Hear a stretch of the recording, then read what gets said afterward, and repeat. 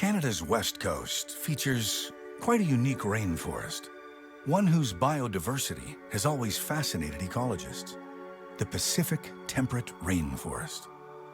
The humid Pacific winds unleash a phenomenal amount of rain on the west coast, up to 5 meters per year. Indeed, it's the wettest region in North America. Water gushes everywhere, creating roaring waterfalls and powerful rivers before flowing into the Pacific Ocean. Water provides life along the way, and in certain places, the forest is sometimes akin to paradise.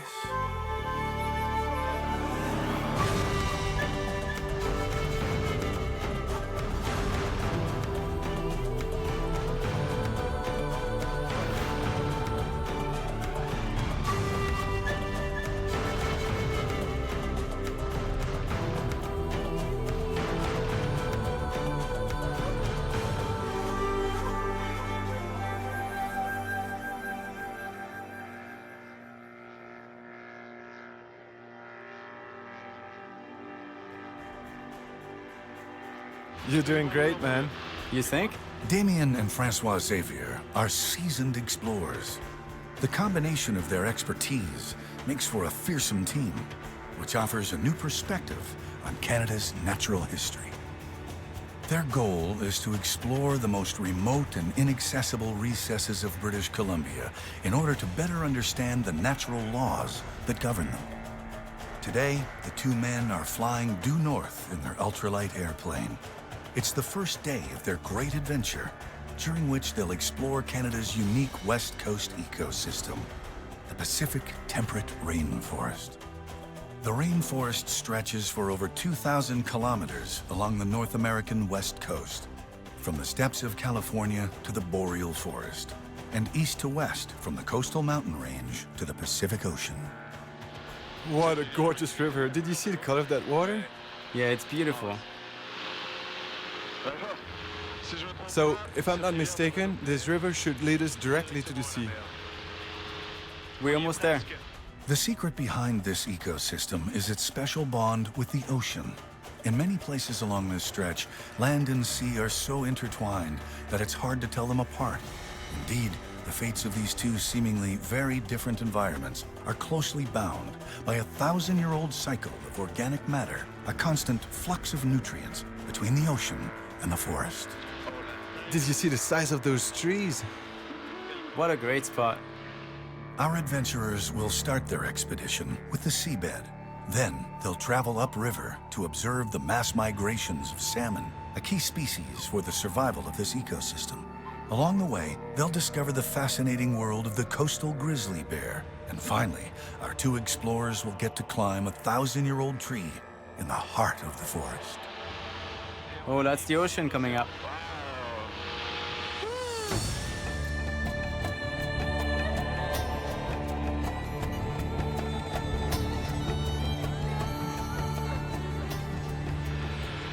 Okay, I see him. Francois Xavier is meeting up with Tavish Campbell, an expert on the region's marine ecosystem. Together, they'll explore the waters of the Johnston Strait, smack dab in the middle of the rainforest. A spot Captain Cousteau once described as being one of the most diverse he'd ever explored. And there's the beach. That should be doable, right? I think it's big enough? Yeah, it should work. Meanwhile, Damien will continue on northwards. His destination, a magical place that the locals call the Great Bear Rainforest. Easy now. Too much speed, I need to slow down. Take your time. You got this.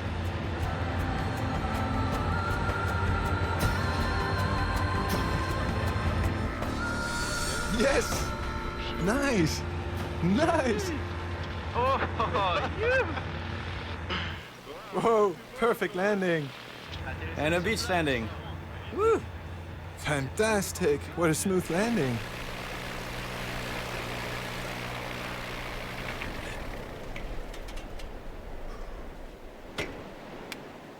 Have fun, man.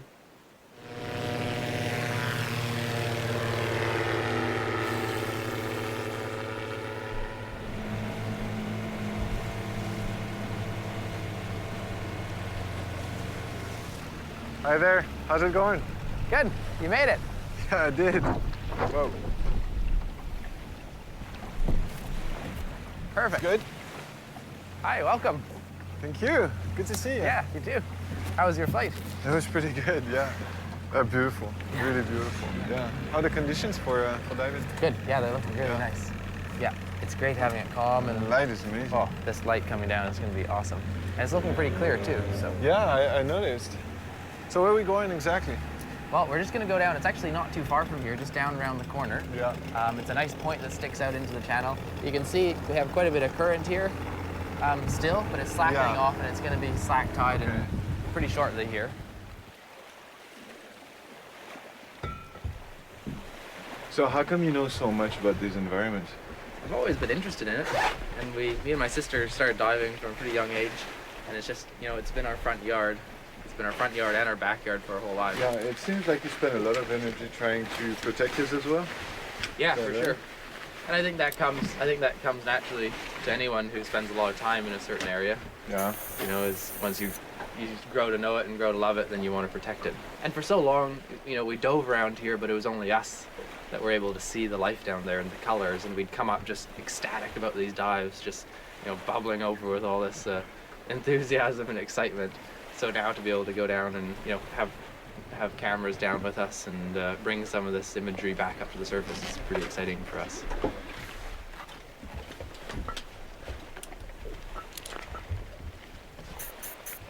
The two men jump into the water equipped with oxygen masks and a radio system that will allow them to communicate during the dive.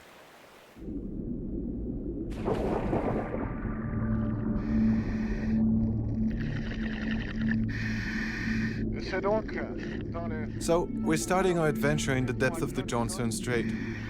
Que nous commençons cette aventure. Ça peut paraître étonnant à première vue de commencer. It may seem odd to begin exploring a forest by way of the seabed, but we'll soon see that part of the source of the abundance of the forest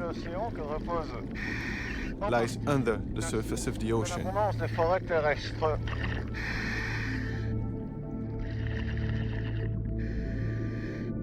Ces deux écosystèmes. These two ecosystems, the marine and the rainforest ecosystems, form an indivisible whole. Indissociables. And between these two ecosystems, there's what's known as a keystone species. A keystone species is so crucial to its specific environment that the latter couldn't survive without the former. In this specific case, salmon is the keystone species. We'll see that Pacific salmon spend one part of their lives in the ocean and the other one in the terrestrial river system. And it's precisely this journey from ocean to forest that we'll try to follow. And Pacific salmon will act as our guides for the duration of this program.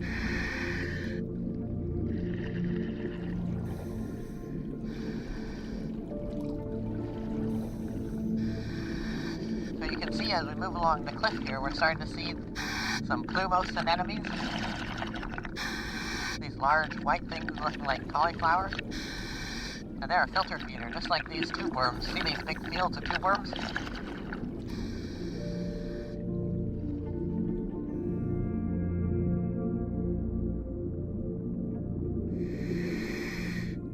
There's just so much life clinging on to these rocks. These currents that we're feeling here are the exact reason there's so much life along this cliff. All these colorful species we're seeing along here, the majority of them are filter feeders. So when you're a filter feeder and you rely on the feed to come to you, it makes a lot of sense to be situated where the current is flowing past you, bringing lots and lots of food every day.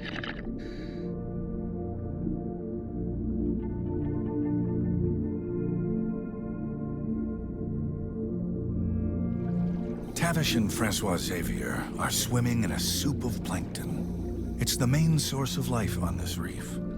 Plankton is composed of tiny plant or animal organisms that drift along the currents of the planet's vast oceans.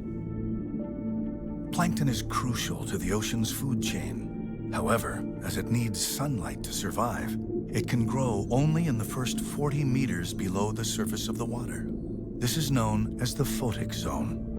The vast majority of marine species live in this zone. However, plankton eventually dies off and sinks to the bottom, thus continuously depriving marine life of sustenance-providing nutrients. What allows this ecosystem to maintain its balance are what are known as upwelling waters. Upwelling waters are strong marine currents that well up from the depths, carrying along with them the nutrients that have collected on the seabed and propelling them towards the surface. It's this constant mixing of the ocean waters that allows this part of the world to be so full of life.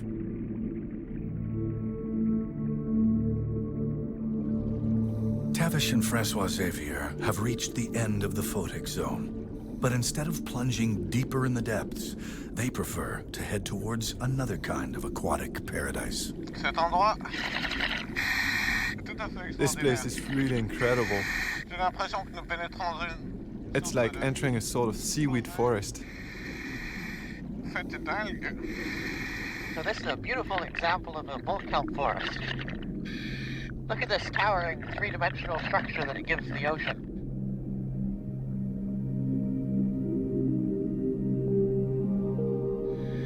The kelp forests play an incredibly important role, providing habitat for a number of different species in the ocean. All the way from the largest fish down to the smallest little invertebrates, including young rockfish and salmon.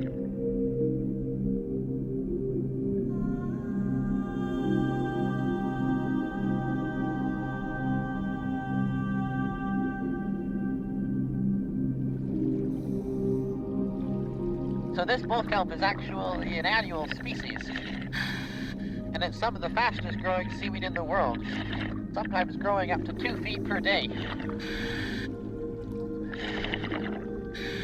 So over the course of the season, this kelp will grow up to sometimes 20 meters in length, providing incredible structure in the ocean.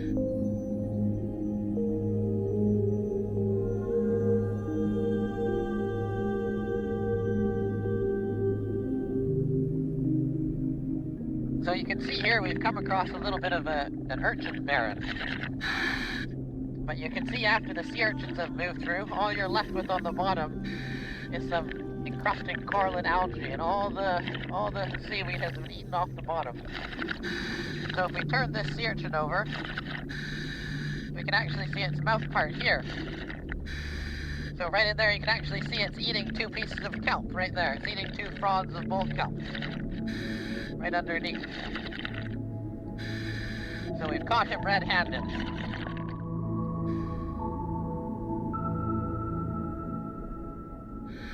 So historically, when we had sea otters on the coast, the sea otters would prey upon the urchins and keep the urchin populations in control. And when the sea otter was hunted to extinction on this coast for its furs, then the sea urchins didn't have their natural predators.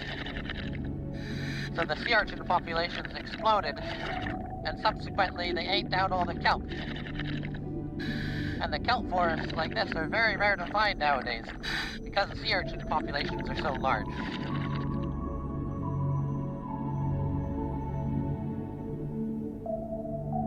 In 1968, the government of British Columbia reintroduced sea otters on part of the coast, and the results were almost immediate. In the most repopulated areas, the kelp forests and all of their inhabitants have made a huge comeback. Everything is interconnected here, like links in a chain. Break one link, and the whole chain comes apart.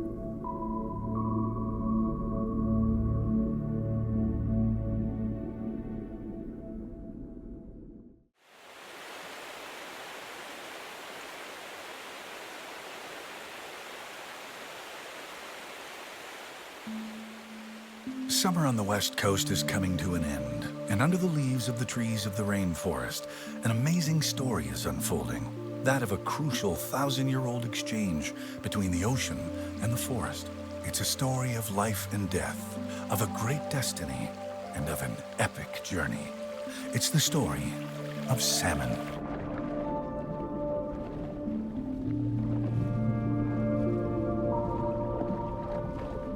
In the icy waters of a mountain river, Pacific salmon have reached the end of their journey.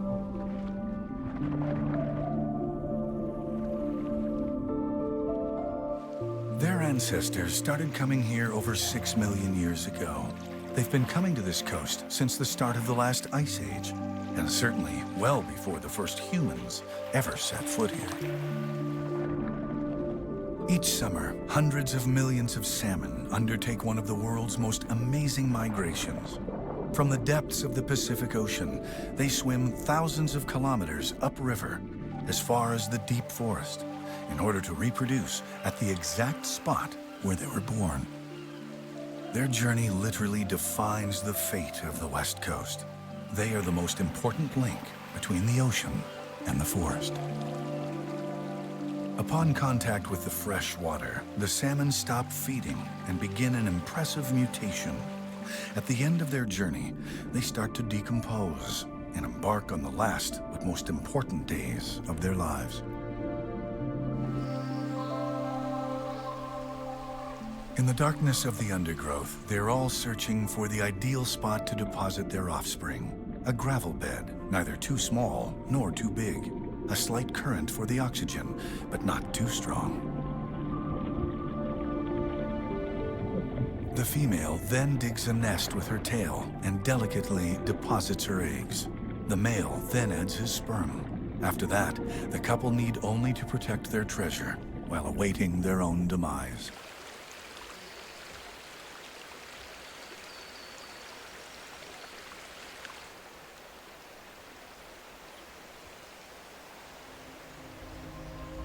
A 100 years of human development have nonetheless greatly altered this epic journey. To maintain plummeting salmon stocks, mankind has come up with a simple and efficient solution. Today in British Columbia, over 10% of the salmon that swim upriver will arrive at vastly different spawning grounds.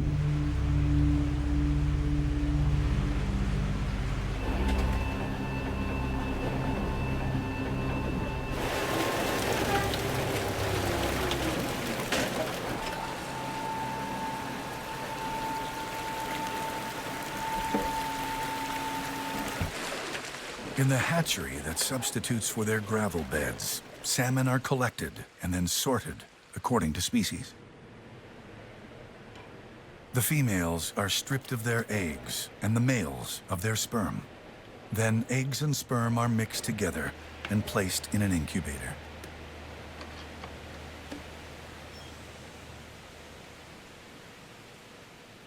A few months later, a much greater number of young salmon than nature is able to produce is released into the river.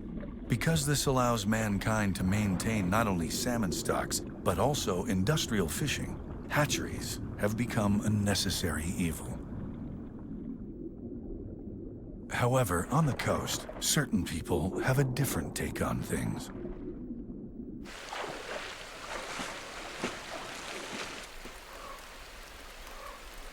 Like when they're all lined up like that, you can just count them one at a time. All right, Rob, I'm gonna work back to you now so we can kind of count these together. I'm Will Atlas. I work for Cucks Project Society as Salmon Program Coordinator based in Bella Bella. Well, Cucks is a community organization in Bella Bella that has almost a 10-year track record of running science programs that support Healthsick-led stewardship of resources that are important to the Healthsick First Nation.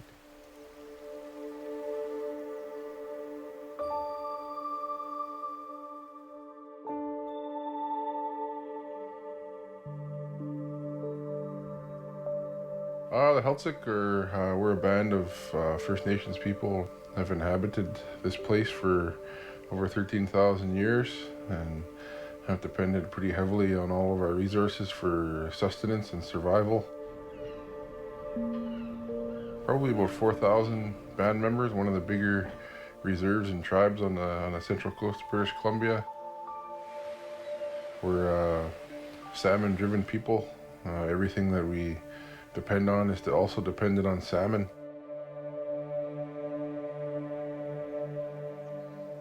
NS stands for natural senescent, basically fish that died naturally after spawning.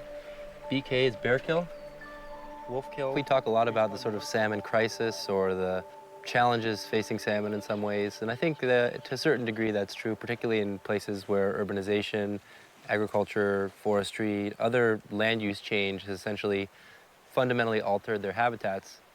10 NS chums and 3 NS pinks. 2 bear kill chum and a bear kill pink. But still, I mean, in the Central Coast region, we have very intact, healthy habitats. And if you think about intact habitat as the principal in your bank account, we have a very full bank account here. So salmon are well equipped to weather the potential, impacts of the coming century if we can protect habitat or continue to protect habitat here, and also make sure that we're not over-harvesting these populations moving forward.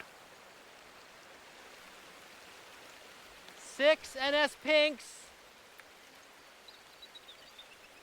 We get an estimate of the total population using mark-recite techniques where we walk the spawning creeks in the fall and recite both tagged and untagged fish. And from the ratio of tagged and untagged fish, we're able to expand that to an estimate of the total population size.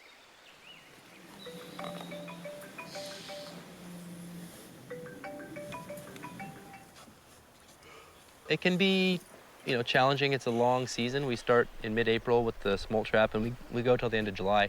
But overall, I mean, it's a very rewarding work, and the guys that we get to work with are, really great. And so there's a lot of camaraderie and a lot of jokes, and it's a pretty excellent lifestyle, actually. I mean, it's such a small distance, but I'm curious to see whether there's any sort of asynchrony in, some years you have more fish spawning down here than up there, and vice versa. Mm-hmm. We run fish weir, where we capture a large number of the sockeye that are migrating upstream to spawn. So a fish weir is basically a picket fence in a river, and it's designed to sort of channel fish into a certain area. We live on the river, and we monitor the weir, we maintain the weir every day, throughout the day, and we tag the fish with individually visible tags. That allows us to look at migration rates through the lower river, because we actually conduct snorkel counts twice a week from the lake down to the weir. I mean, there's evidence of weirs going back 5,000 or 6,000 years on the BC and Alaska coast, so that's an ancient technology.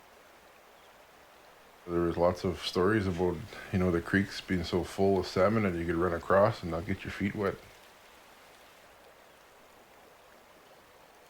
What we're doing is fighting back, looking at a more in-depth approach to salmon populations through projects like the Quay Weir, so that we can, say, X amount of sockeye are in the river, so, you can go ahead and fish. Or it's a dry season, no more fishing until the sockeye can get in the river. Just pulling out the otoliths, which is the ear bone. And the otolith, like a ring of a tree, records growth rings for every year of the fish's life, but you can tell the years by a tightening of the rings, which is indicative of slower growth during winter. So these otoliths will basically tell us how long each of these fish spent at sea before returning. And so when they were spawned in the gravel here at Quay.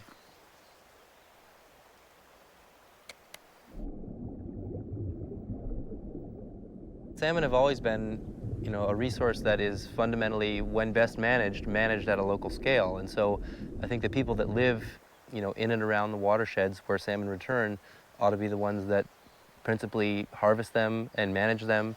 They also have, you might say, more skin in the game. They have more at stake. Well, the future is now. If we don't stand up for these sockeye populations, for these grizzly bears, for these trees, for all of these resources in the land and sea that don't have a voice, then none of our children to come are going to have the opportunity to live the life that we're living right now.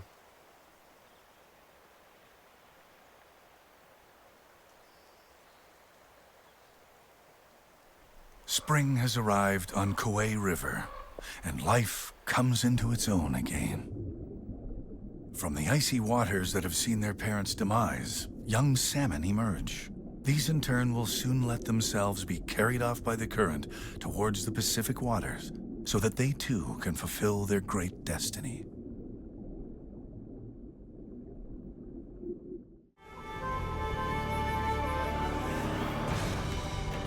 Damien is now in the Great Bear Rainforest, along with bear expert Tim Irvin, where they'll try to observe grizzly bears. Because they eat so much salmon, grizzly bears are actually key players when it comes to the flow of nutrients from sea to forest.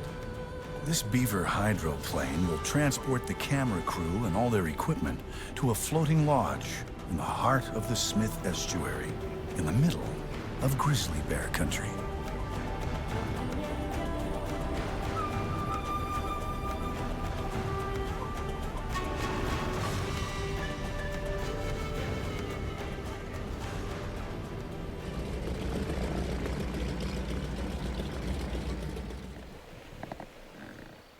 Yeah, they're pretty amazing boats, eh?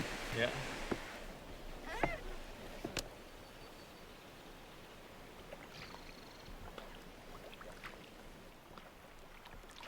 What I love about being here is all like the, all this mist and everything in the trees, right? Yeah, it's amazing. It's just so, it's so beautiful and has a real ethereal feel to it.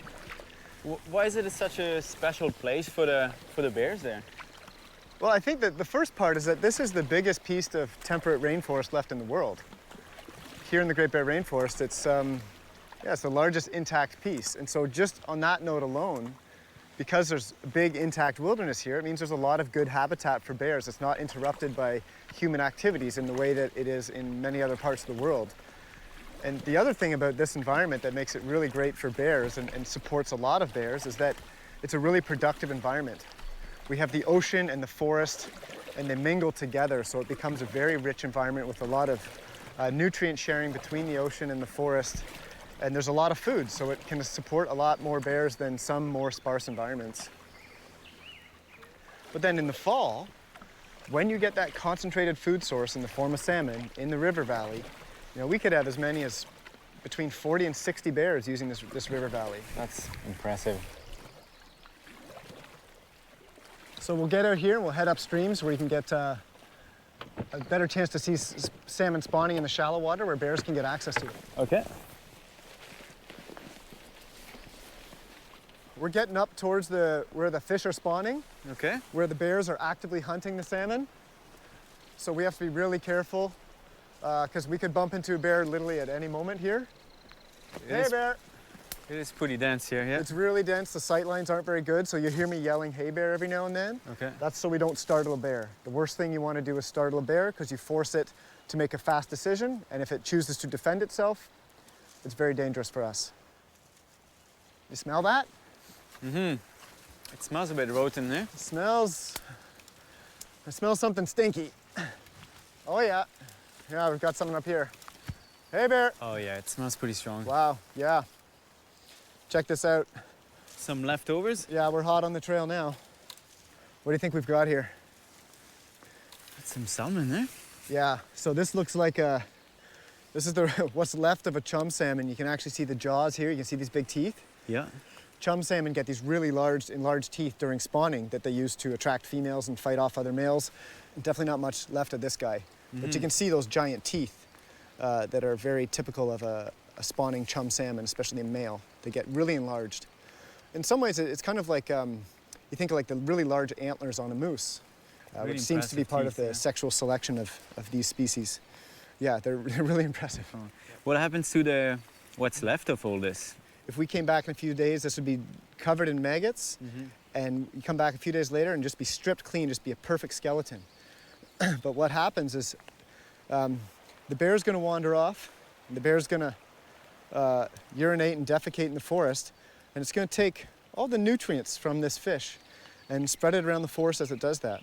In the meantime, the nutrients from this carcass are going to melt into the forest and be absorbed by the roots. So these salmon are born here in these rivers in the forest. They go out to the ocean, and they absorb all these nutrients from the ocean. They come back up here, and they die, and the bears and the wolves and these nutrients get absorbed. So what's really amazing is when you look at the cross sections of these trees, what you'll find is that the really big salmon runs correspond exactly with the large growth rings in the trees. What happens is the trees sort of nurture the river, keep the water temperature low by shading it, reducing erosion, provides this great nursery for the fish, and in turn the fish come back and fertilize the trees.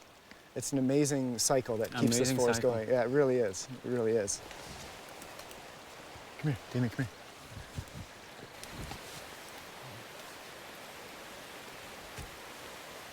Oh, wow. There's mother and two cubs over there. Right there, You see them through the woods? Yeah. Wow, she's a beautiful bear. So big. Yeah, yeah, she's a healthy bear. Oh, and you can see the salmons jumping around. Yeah, so you can see what I mean? See how the shallow water over there? Yeah. You can actually see the tails of the salmon out of the water. Wow. Yeah, those cubs are pretty healthy looking here. Take a look. This is a great place for those bears and good place for us. Definitely. Nice. Nice found, really, really good. Yeah, that's awesome.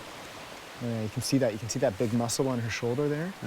That's a really nice way to tell a black bear from a grizzly bear, because grizzlies have that big hump on their shoulders, big digging muscles. Oh, there she goes. There she goes. Oh, it's chasing Did you. you get it? No.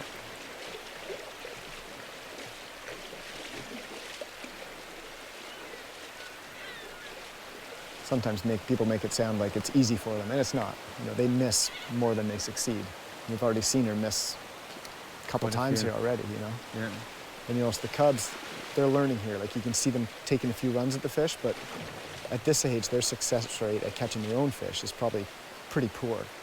Most of the time, she'll catch a fish, she'll start eating it, and the cubs will walk over and start chewing on it, and eventually she'll walk away and let them have it.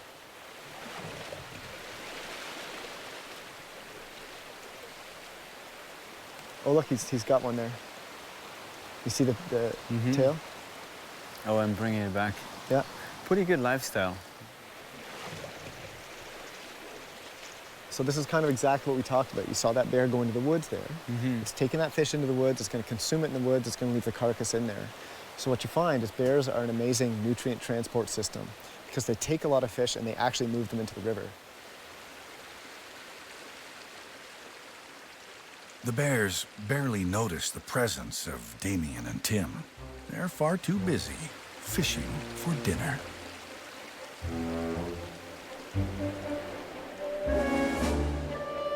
After all, there's not that much time left to fatten up before salmon stocks dry up and winter sets in.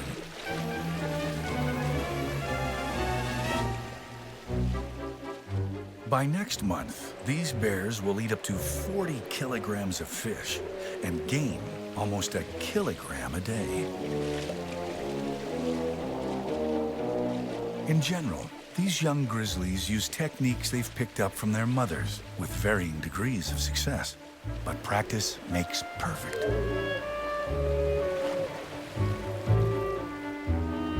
If fishing sometimes goes unrewarded, at least these bears still know how to have some fun.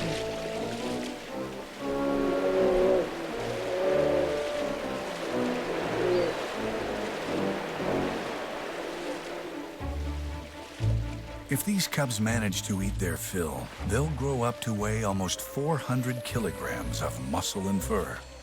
They'll then be able to teach, in turn, the subtle art of fishing to their offspring, thereby ensuring the survival of their species.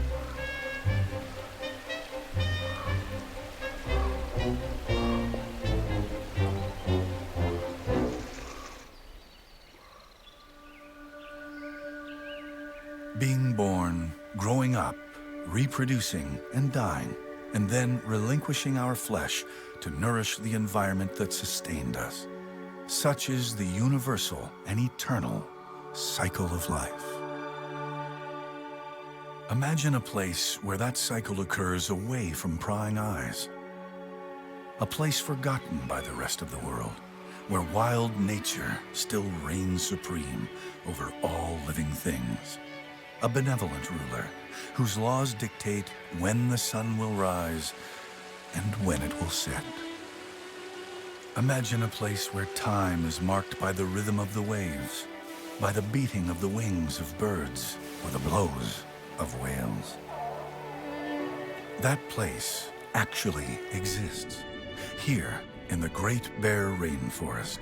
For thousands of years, life has been perpetuating itself, unbeknownst to the rest of the world. The virginal purity of this secret garden is like a haven of simplicity in a forever changing world. Between two clouds, you can sometimes spot some human or other come to cast a light on this Eden amidst the world of men.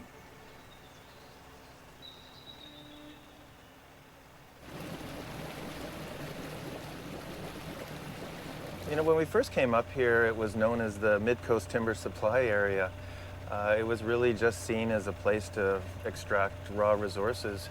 And there was no other non-government organization working on conservation issues here. It was wide open. And this is a coastline that I've been exploring for 20 plus years, and I realized that I would have to live many more lifetimes to fully see it all. It's that large of a wilderness area. It's special on so many levels. You know, globally, there's just few coastlines that are associated with a huge island archipelago, such as we have here, that support many globally rare species. Our work is primarily wildlife conservation. It's really important to build public support for protecting such a large area. So we get involved in public education projects such as films and books and popular magazine articles, that sort of thing. So, film work and photography and really, visual storytelling. Yeah, they could be around the corner, or sometimes when the tide drops, they can access fish down lower. They're not far.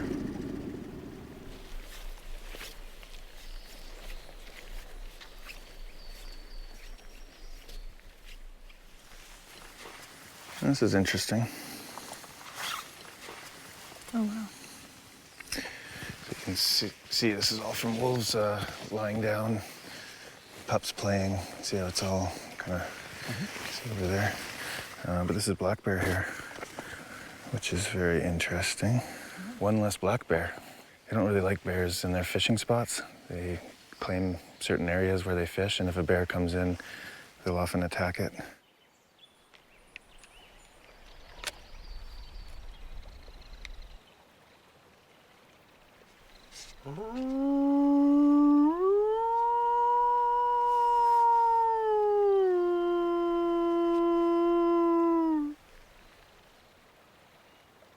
Goal today is to document fishing behavior, which is quite an important part of our work, trying to understand the importance of salmon to numerous species, but wolves in particular.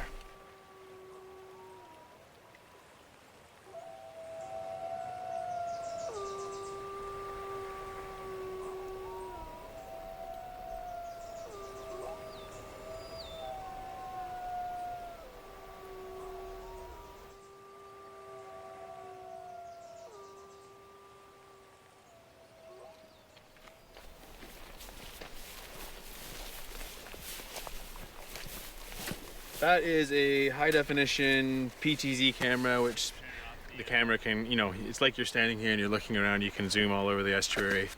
So that information is being transmitted back to our lab, where we're streaming it online and recording it in high quality as well. And we're watching it there, and we're kind of putting that out to the world so people can kind of connect with this area and what's happening at this time of year.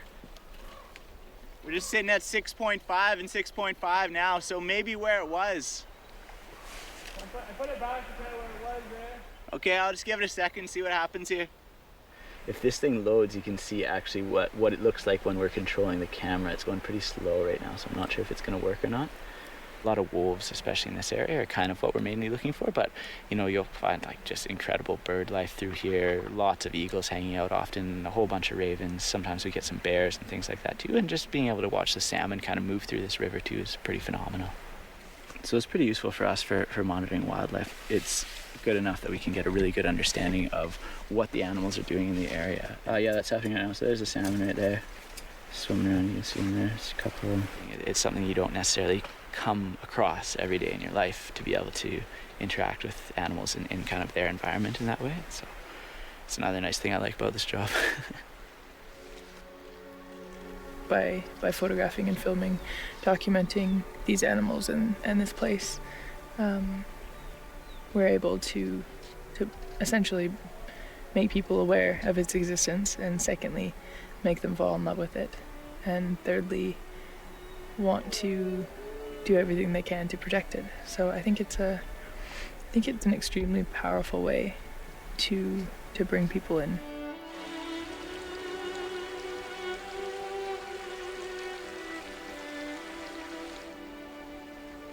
I mean, can you imagine if the entire world was was a concrete jungle, and we seem to have forgotten that we're from places like these, and this is where we used to live, and we used to live by catching fish and off of these resources. So there's this disconnect with nature, but we need this habitat as much as the animals do. Just because we don't rely on it anymore doesn't mean it isn't essential for our existence.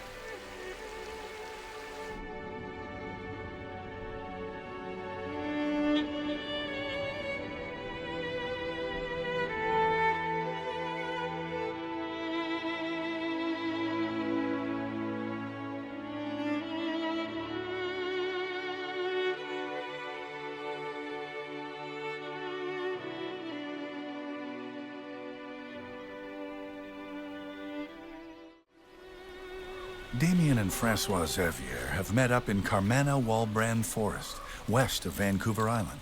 This old-growth forest represents the last stage of the Pacific salmon cycle.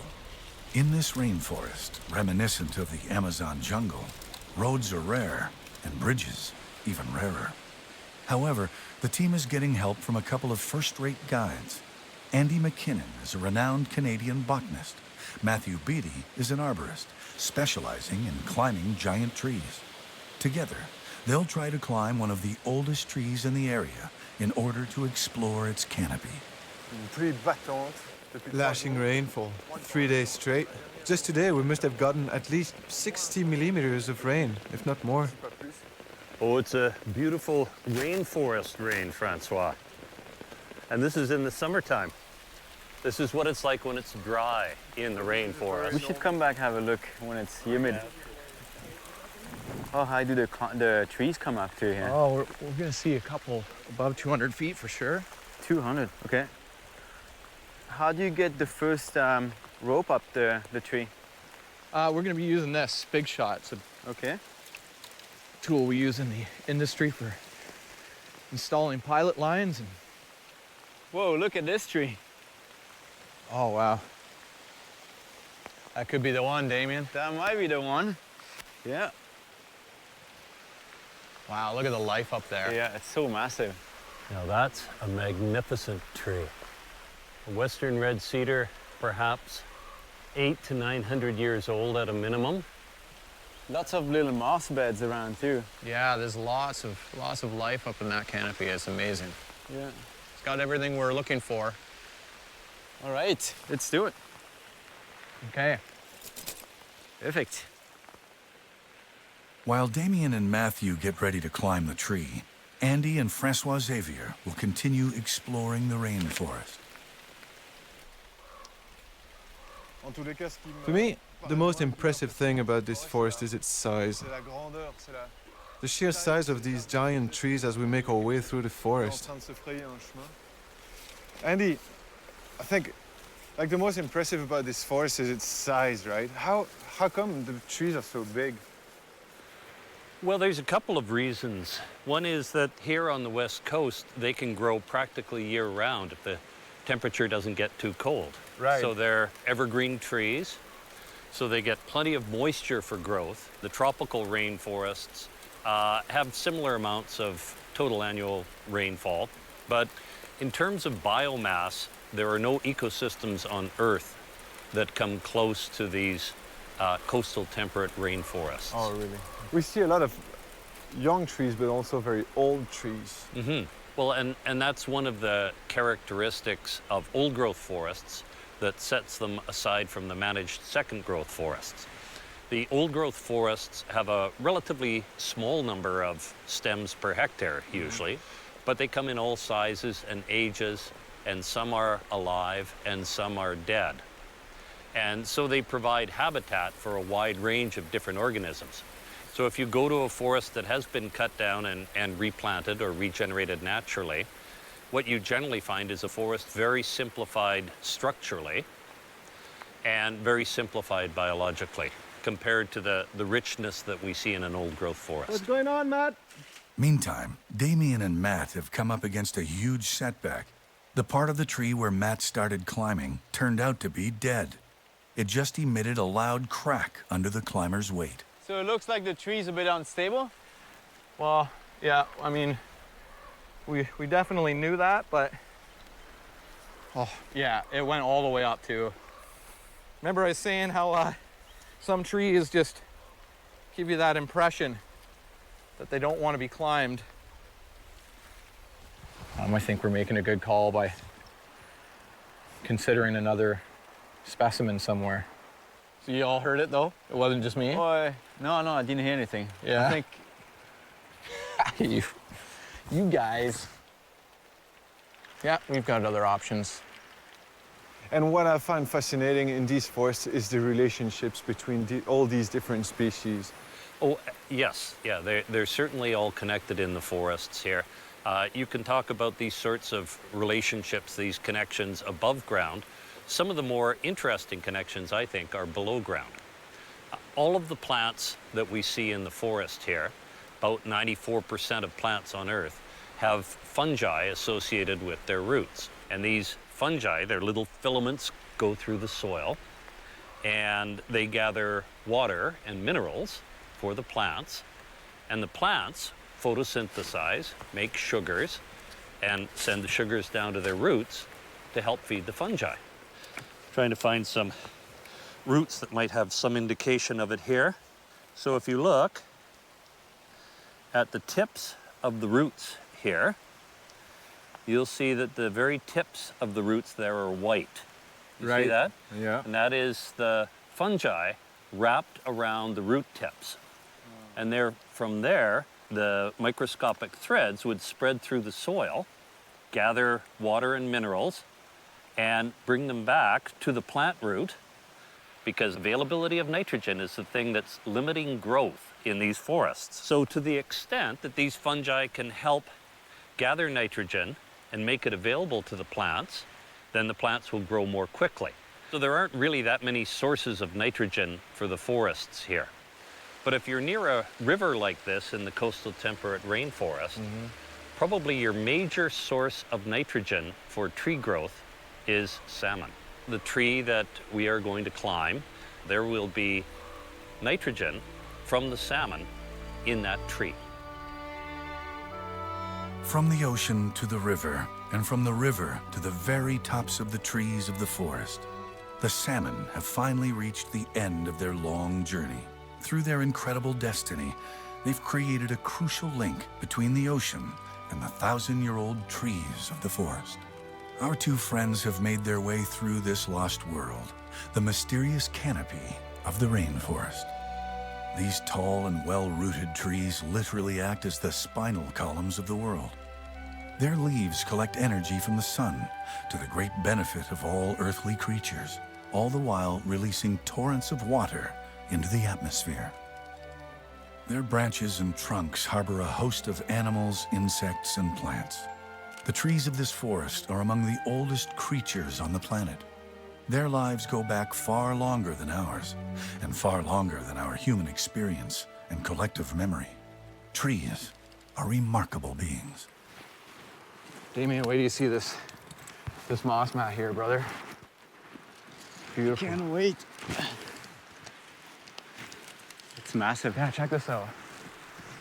Come up a bit.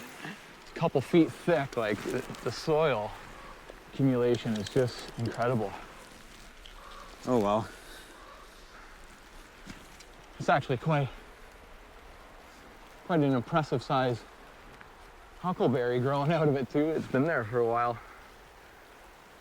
It's brilliant. So there's quite a few different species growing on this tree already.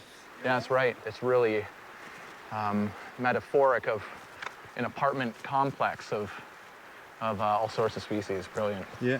And there's that interconnectedness, that interdependency of old-growth forests where, you know, the network of species really rely upon one another. And so you take an important link out and it'll potentially disrupt the rest of the functions of the ecosystem. The tree that Damien and Matt are exploring is over 1,000 years old. 1,000 years ago, the Inca civilization hadn't yet arisen, and Constantinople had yet to fall. When Christopher Columbus set foot on American soil, this tree was already a nearly 500-year-old giant. These great trees are guardians of time. They've seen civilizations come and go. They've seen men being born only to die soon afterwards. The rainforest, like the rest of nature, imposes humility and respect on the human race. But as Matthew Beattie put it, the mighty forest must also grapple with immense vulnerability, like a giant with brittle bones, and mankind has the power to either destroy it or protect it.